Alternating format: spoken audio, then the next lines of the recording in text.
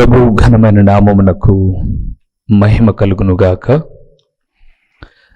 మన ప్రభువును రక్షకుడునునైన యేసుక్రీస్తుల వారి యొక్క ప్రశస్తమైన నామమునకే మహిమ ఘనత ప్రభావములు యుగయుగములకు కలుగునుగాక. సర్వాధికారి అయిన దేవుడు ఆయన గొప్ప కనికరమును బట్టి మరొక శ్రేష్టమైన శుభదినములో మరొక శ్రేష్టమైన క్రిస్మస్ సందేశమును ధ్యానము చేయుటకు ప్రభు ఇచ్చిన ఈ గొప్ప సదవకాశమును బట్టి దేవాది దేవునికి మనము ఎంతగానో కృతజ్ఞతాస్తుతులు చెల్లించవలసిన వారుగా ఉన్నాం.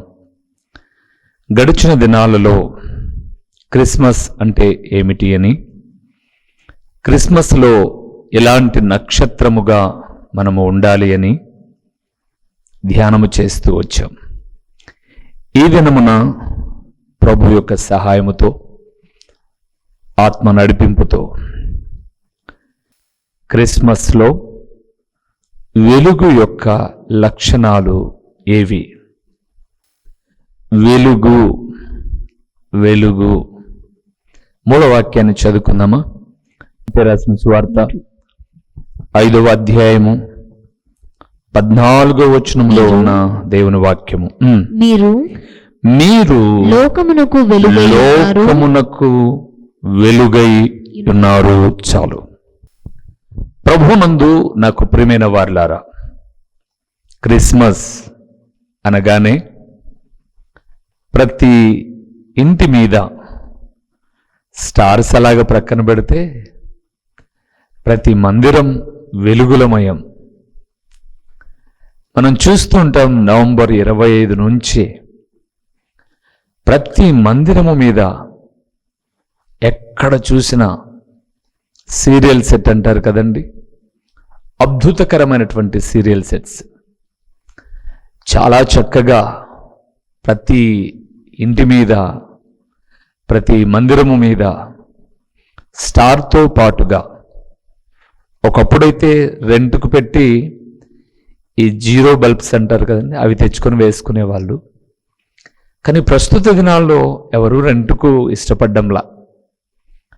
నాకు తెలిసి చాలామంది నేను ఎరుగుదు, ఒక సంవత్సరం సీరియల్ సెట్ కొంటారు, జిగేల్ అనే రతిగా ఆ క్రిస్మస్ మాసం అంతా కూడా ఇంటి ముందు అలాగే చక్కగా డిజైన్ చేసి దిగేస్తారు. రాత్రి అయ్యేసరికి ఆన్ చేస్తారు, తెల్లవారేసరికి ఆఫ్ చేసి, క్రిస్మస్ అయిపోయి జనవరి అయిపోగానే నీట్గా మళ్ళీ ప్యాక్ చేసి ఎత్తిపెట్టుకొని మరలా రాబోయే సంవత్సరం మరలా వేస్తూ,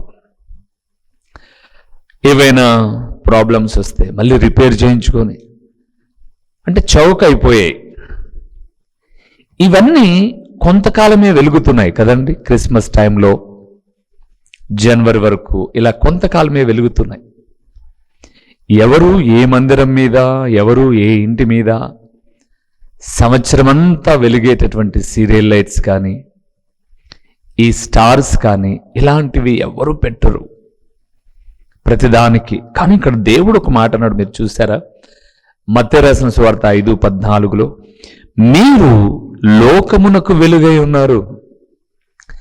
మీరు సీజనల్గా లేదా మీరు సందర్భానుసారంగా అప్పుడప్పుడు వెలిగేటటువంటి తారలు కాదు, మీరు నిత్యము వెలిగేటటువంటి తారలు మీరు. మరలా మీకు అర్థం కావడానికి చెప్తాను.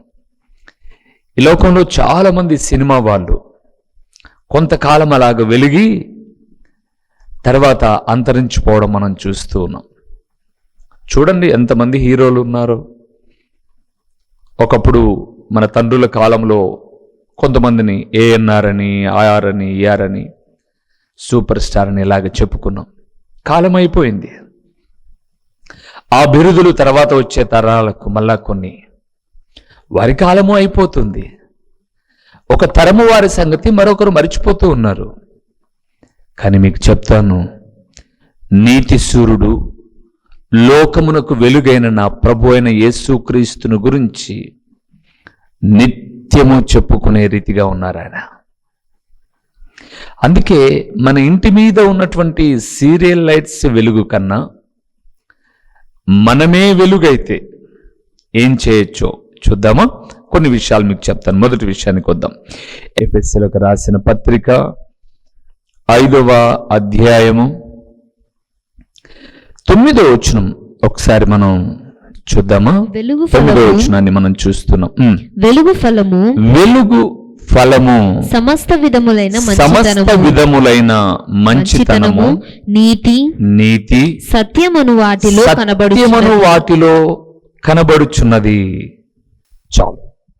ఇంకా మీరు తర్వాత 11 వరకు చదువుకోగలిగితే, నిష్ఫలమైన అంధకార క్రియలలో పాలివారై ఉండక వాటిని ఖండించుడి అని రాయబడింది ఎఫెసీ 5:11లో. అంటే వెలుగు ఏం చేస్తుంది? చీకటిని పారదోలుతుంది.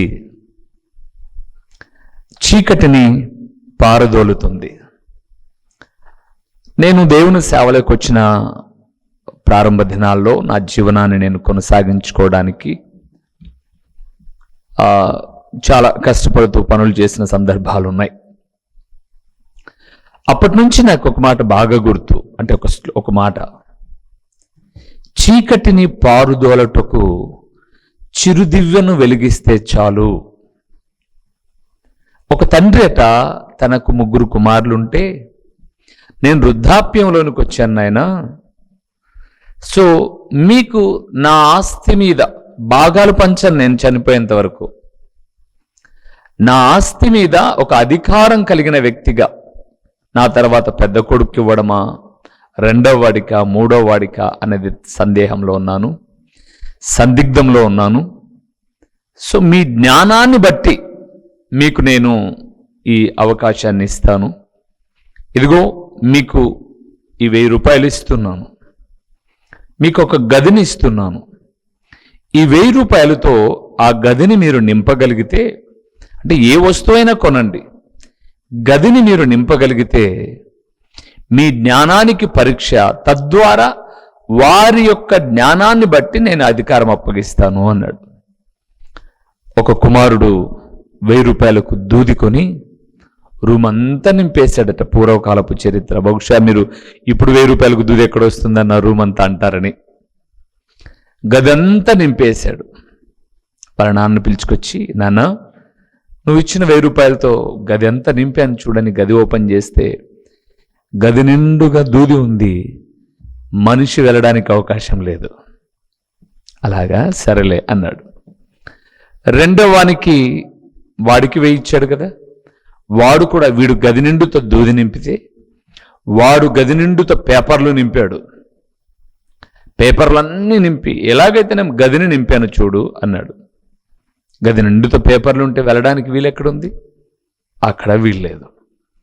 3వ కుమారుడు, నాన్న మీరిచ్చిన 1000 రూపాయల్లో రండి, నేను కూడా గదిని నింపాను అని ఇంటికి పిలిచి గది లోపలికి తీసుకువెళ్ళి ఒక చిన్న క్యాండిల్, అప్పట్లో బహుశా ఒక పావల అంటే 25 పైసలు, ఒక పావల అగ్గి పెట్టుకొని ఒక పుల్లను వెలిగించి క్యాండిల్ వెలిగించి మధ్యలో పెట్టాడు. కొడుకు తండ్రి కూడా గదిలోకి వచ్చారు. గది అంతా వెలుగుమయం. నేను వెలుగుతో నింపాను. 990 రూపాయల, ఇంకా మిగిలింది కదండి 1000 రూపాయలు, ఇది మిగిలిన డబ్బులు మీకు ఇస్తున్నాను అని ఇచ్చాడు. తండ్రి అన్నాడు, ఇది జ్ఞానం అంటే సంతోషపడి ఆస్తి మీద నువ్వే అధికారంగా ఉండు. ఇలాంటి వృత్తాంతాలు మనం వినింటాం, అదేం గొప్ప విశేషం కాదు. కానీ ఈరోజు గది లోపల ఉన్న చీకటిని పారదోలడానికి ఒక చిన్న దీపం, వాక్య దీపాన్ని నువ్వు వెలిగించగలిగితే, నీ అంతరంగములో ఉన్న చీకటి పారిపోగలిగితే అది నిజమైన క్రిస్మస్. చీకటిని పారదోలడం, ఇది ప్రియులారా, ఇది వెలుగు యొక్క రహస్యం. క్రిస్మస్ వెలుగులోని మొదటి రహస్యం చీకటిని పారదోలడం.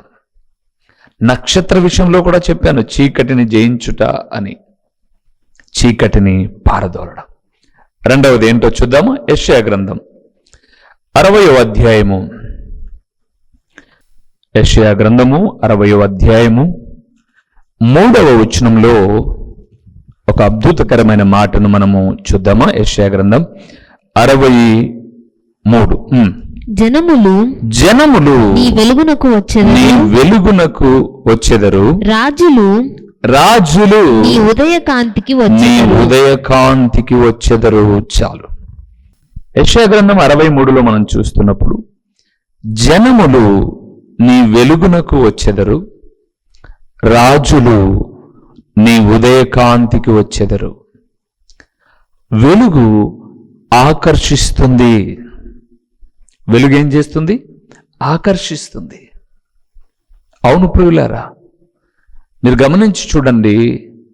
నేను చాలా పర్యాయంలో గమనించిన విషయాన్ని మీకు జ్ఞాపకం చేస్తున్నాను. వెలుగు ఎక్కడైతే ఉంటుందో అక్కడ చాలా పురుగులు వచ్చి చేరతాయి. మేము మీటింగ్స్ పెట్టేవాళ్ళం పల్లెల్లో, పట్టణాల్లో. ఆ రోజు మా స్థాయిని బట్టి చిన్న చిన్న ఫోకస్ లైట్స్ తీసుకువెళ్ళేవాళ్ళం. 500 words, 1000 words ఇలాంటి బల్బులు కొన్ని తీసుకువెళ్ళేవాళ్ళం. ఆ కాలంలో ఆ లైట్ పెట్టిన తర్వాత ఎక్కడెక్కడున్న పురుగులు అన్నీ ఆ లైట్ దగ్గరకు వచ్చేసేవి. చాలా ఇబ్బందికరంగా ఉండేది. ఆ లైట్లేమో మాకు ఇలాగ దగ్గరగా ఉంటాయి. మేము వాక్యం చెప్తుంటే ఆ పురుగులన్నీ మా ముఖం మీద, నోట్లో, డ్రెస్ మీద పడేవి.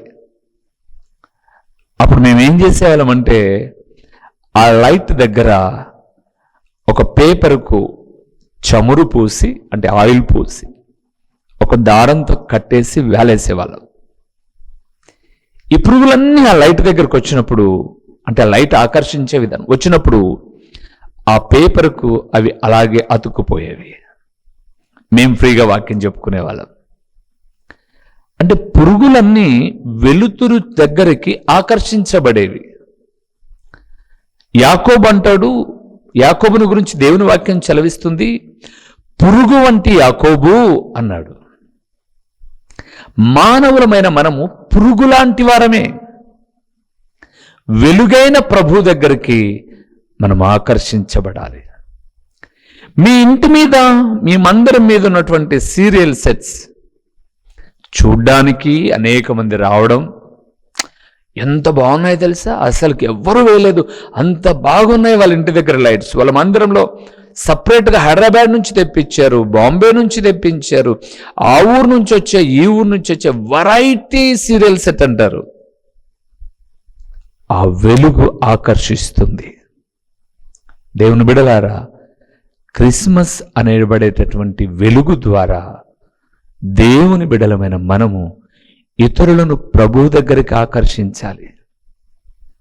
అది మానేసి, చీకటిని పారదోలడం మానేసి, మనమే చీకటి కార్యాలు చేస్తూ వచ్చేవారిని ద్వేషించే వ్యక్తులుగా ఉంటే ఏమి లాభం?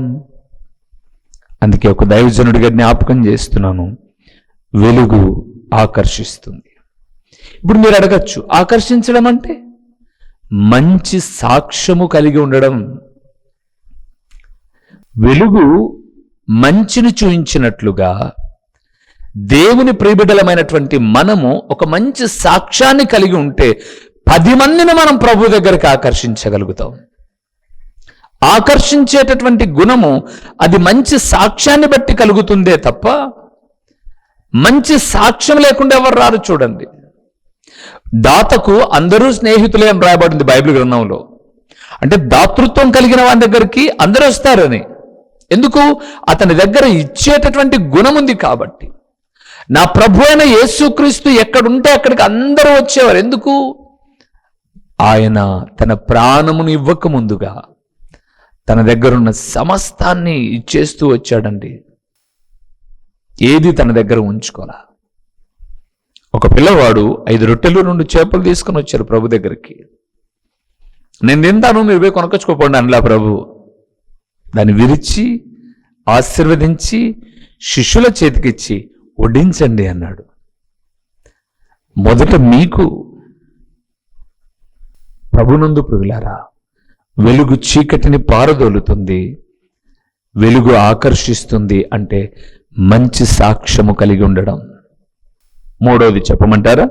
రండి, ఆ మాట మీకు చూపిస్తాను. మత్తయి రాసిన సువార్త 2వ అధ్యాయము, మత్తయి రాసిన సువార్త 2వ అధ్యాయము 10వ వచనాన్ని ఒకసారి మనం చూద్దాం ప్రియులారా. 2:10 వచనము, వారు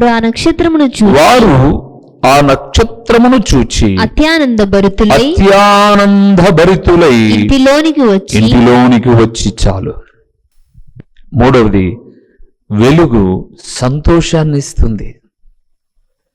వెలుగు ఏం చేస్తుంది? సంతోషాన్ని ఇస్తుంది ప్రియులారా. ఇది నిజం. మీరు ఒక మంచి లైట్ కొన్నారు, అది 10,000 20,000 ఇంట్లో అప్పుడప్పుడు డూమ్స్ లైట్స్ మాదిరి దిగింటాయి చూడండి. అవి ఈ మధ్య కాలంలో నాకు తెలిసిన ఒక సహోదరి, ఈ లైట్ బాగుంది చూడండి అని అంటే దగ్గర దగ్గర 15,000 ఉన్నాయి. ఎందుకు మేడం ఇంత లైటు అని అన్నాను. ఇంట్లో నాకు చాలా ఇష్టం అని. Okay, right. ఆ లైట్కు అన్ని డైమండ్స్ మాదిరి చక్కగా అమర్చారు. అన్ని లోపల లైటు ఉంది, మీరు నీట్గా తీసుకెళ్ళి కనెక్ట్ చేశారు, స్విచ్ ఆన్ చేశారు. లైట్ వెలగల, అన్ని హంగులు ఉన్నాయి. పగలేసుకోరా లైట్, నైటే షో లైట్. సో పగలే వేశారు ఆ లైటు, వెలగల. ఎంత బాధపడ, 15,000 పెట్టుకున్నాం లైట్, వెలగలేదేంటి? వెంటనే ఫోన్ చేశారు. ఎక్కడో చిన్న సాల్డరింగ్ మిస్ అయిందంతే. ఆయన వచ్చి ఆ కొంచాన్ని మళ్ళీ కలిపేసిన తర్వాత వెలగ్గానే ఎంత ఆనందం ముఖంలో. నేను అంటాను, ఆ షో లైట్ చుట్టూ పెట్టారు చూడండి, అవన్నిటినీ నేను చూస్తూ లోపల పెట్టిన బల్బులు కూడా చెక్ చేశాను. లోపల పెట్టిన బల్బులు అన్ని కలిపితే కూడా ఒక 1,000 రూపాయలు కూడా కావు, 1,000 రూపాయలు కావు. 10 బల్బులు ఉన్నాయి లోపల. 10 బల్బులు, ఒకవేళ మనం 1 ఇయర్ గ్యారెంటీ బల్బులు పెట్టుకున్నా కూడా ఒక్కొక్కటి 90 రూపాయలు 100 రూపాయలు వేసుకున్నా 10 బల్బుల ఖరీదు 1,000 రూపాయలే. కానీ చుట్టూ ఈ షో ఉంది చూడండి, అద్భుతకరంగా ఆకర్షించే గ్లాసెస్ మాదిరి, డైమండ్స్ మాదిరి. ఈ డిజైన్ అంతటికి కలిపి 14,000 రూపాయలు వసూలు చేశాడు. నేను అంటాను, 1,000 రూపాయలు బల్బులు వెలక్కపోయాయి, ఈ 14,000 ఖరీదైనటువంటి డిజైనింగ్ అలాగుంది కదా, హ్యాపీగా ఉండొచ్చు కదా. లేదు, లైట్ వెలిగితేనే సంతోషం. ఎందుకంటే ఆ లైట్ వెలుతురులో ఈ ఉన్నటువంటి గాజు ముక్కలు ఇవన్నీ కూడా చాలా కాంతివంతంగా, అవేవో వజ్రాలు వేలాడుతున్నట్లు ఉన్నాయి. అంటే నేను అంటున్నాను, వెలుగు సంతోషాన్ని ఇస్తుంది. మన ప్రభు అయిన యేసుక్రీస్తు ఈ లోకానికి వెలుగై ఉన్నాడు. ఆయన వచ్చి చీకటిని పారదోలాడు. ఆయన మంచి సాక్ష్యముతో ఈరోజు ప్రపంచాన్ని ఆకర్షిస్తున్నాడు. ఆయనను ఎవరి హృదయములోనికి చేర్చుకుంటారో వాళ్ళకి నిత్య సంతోషం. అవునా? నిజం ప్రియులారా. బాధలు లేవా? బాధలుంటాయి, ఇబ్బందులుంటాయి, ఇరుకులుంటాయి, వేదనలుంటాయి, కష్టాలుంటాయి. ఎన్నైనా ఉండనివ్వండి, ప్రభు మన హృదయంలో ఉంటే సంతోషం. అలాగా మన ఇంటి మీద కట్టుకునేటటువంటి లైట్ల వల్ల మనం సంతోషంగా ఉన్నామా? మన ఇంటి మీద కట్టుకున్న లైట్ వల్ల కాదు మనం సంతోషంగా ఉన్నది, మన హృదయంలోనికి చేర్చుకున్న ప్రభు అయిన యేసుక్రీస్తు వలన అని మీరు గమనించండి. అందుకే జ్ఞాపకం చేస్తున్నాను, వెలుగు చీకటిని పారదోలుతుంది, వెలుగు ఆకర్షిస్తుంది, వెలుగు సంతోషాన్ని ఇస్తుంది. 4వ విషయం చెప్పమంటారా? వెలుగు ఏం చేస్తుందో?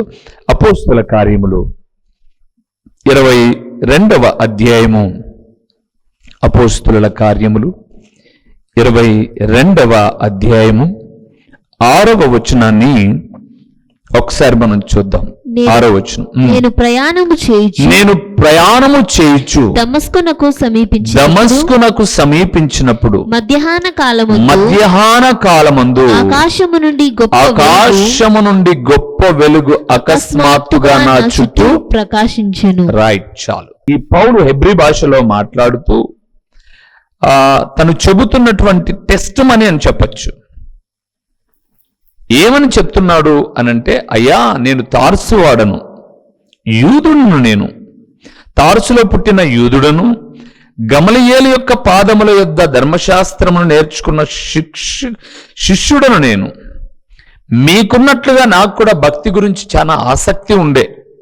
అలాంటి నేను క్రైస్తవులను హింసించుటకు దమస్కునకు వెళ్తున్నప్పుడు, ఆలోచనలో చూస్తున్నాం, దమస్కునకు సమీపించినప్పుడు మధ్యాహ్న కాలమందు ఆకాశము నుండి గొప్ప వెలుగు అకస్మాత్తుగా నా చుట్టూ ప్రకాశించడం. ఎందుకు ప్రకాశించింది? అక్కడ నడత, సౌలా సౌలా నీవెందుకు నన్ను హింసించుచున్నావు? ఎవరు ప్రభువా నువ్వు? నీవు హింసించుచున్న యేసును నేను అన్నాడు. అంటే ఈ వెలుగు సౌలుకు ప్రకాశించినప్పుడు గమ్యము లేని సౌలు ఒక గమ్యమును ఏర్పరచుకున్నాడు. ఒక గురి లేదు సౌలుకు. అందుకే మీరు ఫిలిప్పీలకు రాసిన పత్రిక 3వ అధ్యాయం 9 నుంచి చూస్తున్నప్పుడు, గురిలేని వారి వలె పరిగెత్తేవాడను నేను. ఎప్పుడైతే యేసు ప్రభుల వారిని నా సురక్షకునిగా అంగీకరించానో గురి యొద్దకే నేను పరిగెత్తుచున్నాను. నిందల్లో, అవమానాల్లో, బాధల్లో, ఇరుకుల్లో, ఇబ్బందుల్లో గురి యొద్దకు వెళ్తున్నాను అన్నాడు. వెనుకున్నవి మర్చిపోయాను నేను. వెలుగు గమ్యమునకు చేరుస్తుంది ప్రియులారా. వెలుగు ఏం చేస్తుంది? గమ్యమునకు చేరుస్తుంది. ఒక రాత్రి ప్రయాణం చేసేటప్పుడు స్కూటర్ లైట్ పాడైపోయాయి. ఏం చేయాలప్పుడు? రూట్ తెలుసు, దారిలో ఏ ప్రమాదాలు జరుగుతాయో అని తెల్లవారంత వరకు, వెలుతురు లేదు కదా, తెల్లవారంతటి వరకు చీకట్లో అలాగే వాహనాన్ని నడుపుకుంటూ రాకోకుండా ఒక ప్రక్కన ఉండిపోయాం మేము ప్రయాణంలో, పరిచర్యలో, ప్రారంభపు దినాల్లో. తెల్లవారిన తర్వాత, వెలుతురు వచ్చిన తర్వాత మేము మా దగ్గరకు వచ్చాం, మా ఊరికి వచ్చాం. అంటే మాకు ఆ ఊరు తెలీదా? ఆ ఊరు నుంచి మా ఊరికి రూట్ తెలుసు. కానీ చీకట్లో మేము వాహనం వస్తూ ఉంటే ఎవరికి ఏ ప్రమాదం మా వల్ల కలుగుతుందో లేదా వాళ్ళ వల్ల మేము ఎదుర్కొంటామో కాబట్టి మేము ప్రక్కకి వెళ్ళిపోయాం. వెలుతురు లేకపోతే గమ్యము చేరలేం. దేవుని బిడ్డలారా, మన ఇంటి మీద కట్టుకునే లైట్ల కన్నా హృదయములో ప్రభు వాక్యాన్ని మనం ఉంచుకోగలిగితే చీకటిని పారదోలగలుగుతాం. ఇతరులను దేవుని ఎదుటకు ఆకర్షించగలుగుతాం. ఇతరులను ప్రభు సన్నిధానంలో సంతోషింపచేస్తాం. ఒక గమ్యానికి చేరుస్తాం. చివరిగా ఒక్క మాట చెప్పి నేను ముగిస్తాను. లూకా రాసిన సువార్త 11వ అధ్యాయము 35వ వచనాన్ని ఒకసారి మనం చూద్దాం. 35వ వచనం. కాబట్టి నీలో నుండి వెలుగు చీకటి అయి ఉండకోకుండా చూచుకొనుము చాలు. వెలుగులో ఉన్న వ్యక్తి తన్ను ఎలాగ ఉన్నాడో చూచుకోగలుగుతాడు. వెలుగు లేకపోతే, మన ఇంట్లో ఒక పెద్ద అద్దం ఉందండి, ఈరోజు బాగా నిలువుటద్దాలు వచ్చేసాయి కదండి. ఒకప్పుడు బీరువాకు మాత్రం అద్దాన్ని ఫిట్ చేసేవాళ్ళు. అందుకే ఆ రోజుల్లో బీరువాలు కొనేటటువంటి వాళ్ళందరూ కూడా అద్దమున్న బీరువా కావాలనేవాళ్ళు. ఎందుకు? దాన్ని క్లోజ్ చేస్తే దాని లోపల బట్టలు పెట్టుకునేవాళ్ళు. క్లోజ్ చేసినప్పుడు అక్కడ నిలబడేసి డ్రెస్ వేసుకునేవాళ్ళు. శుభ్రంగా వేసుకున్న డ్రెస్ అంతా కనిపించేది. ఈరోజు షోకేజెస్ వచ్చేసాయి, బాగా నిలువుటద్దాలు వచ్చేసాయి కదండి. ఈ అద్దము ఇంట్లో పెద్దది ఉంది, కానీ ఇంట్లో చీకటి ఉంది. ఇంట్లో చీకటి ఉంటే ఎంత మంచి అద్దం ఉన్నా మనల్ని మనం చూసుకోలేం. కానీ చిన్న అద్దం కానివ్వండి, మన ఇంట్లో వెలుగు ఉంటే మనల్ని మనం చూసుకోగలం. మీకు అర్థమైందా? వెలుగు ఉన్న వ్యక్తి తను ఎలాగ ఉన్నాడో తనను తాను చూచుకోగలడు. ఈరోజు ఈ వాక్యాన్ని వింటున్న దేవుని కుమారుడా, కుమార్తె, ఈ వెలుగైనది వాక్యము. ప్రభు లోకమునకు వెలుగై ఉన్నాడు. అంత మాత్రమే కాదు, నీ వాక్యము నా పాదములకు, చెప్పండి, దీపము. దీపము అనగా వెలుగు. ఆ వెలుగైన ప్రభు లోకానికి రావడం వల్ల చీకటి అనగా పాపాన్ని పారదోలాడు, ఇతరులను తన దగ్గరికి ఆకర్షించాడు, బాధకరమైన జీవితాల్లో సంతోషాన్ని ఇచ్చాడు, గమ్యము లేని జీవితానికి గమ్యాన్ని నేర్పించి చూపిస్తూ ఉన్నాడు. మనము ఎలాగున్నామో ప్రతిదినము చూసుకునేటటువంటి భాగ్యాన్ని ఇచ్చాడు. రోజు ఈ వాక్యం వింటున్న దేవుని కుమారుడా, ప్రతిరోజు వాక్యములో నిన్ను నువ్వు చూసుకోగలిగితే నువ్వు ఎలాగ ఉన్నావో ఎలాగ ఉండాలో కూడా ఆయన చెప్పి శ్రేష్టమైన మార్గములో నడిపించే దేవుడు. కాబట్టి మన ఇంటి మీద ఉన్న సీరియల్ లైట్స్ కన్నా మనమే వెలుగుగా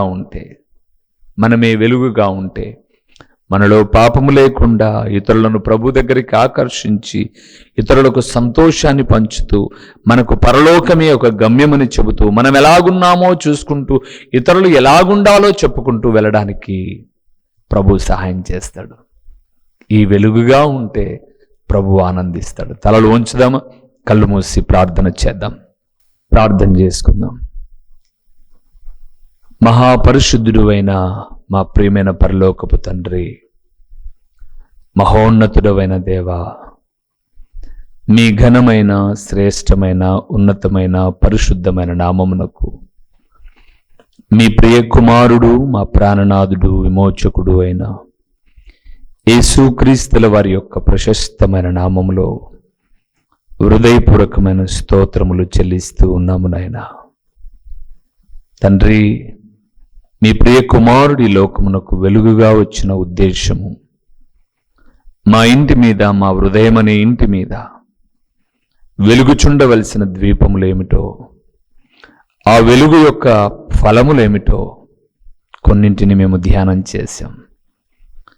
విన్న ఈ మాటలు, ప్రకటించిన ఈ దాసుని మీ కృపలో జ్ఞాపకం చేసుకుని అనేకులను మీ కొరకై సిద్ధపరిచే వ్యక్తులముగా నన్ను, మమ్మలను మీరు పరిపూర్ణంగా సిద్ధపరచండి.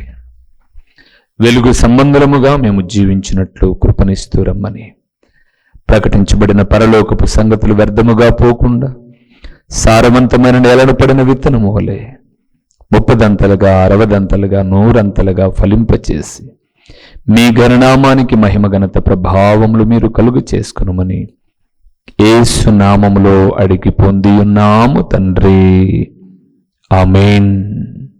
మా చిరునామా దైవజనులు బ్రదర్ ఓ రూబేన్ గారు, క్రీస్తు ప్రార్థనా మందిరం, డోర్ నెంబర్ 1-10-386, నగరిగుట్ట, పులివెందుల, కడప జిల్లా. మీ ప్రార్థనా అవసరాల కొరకై సెల్ నంబర్ 9989067409.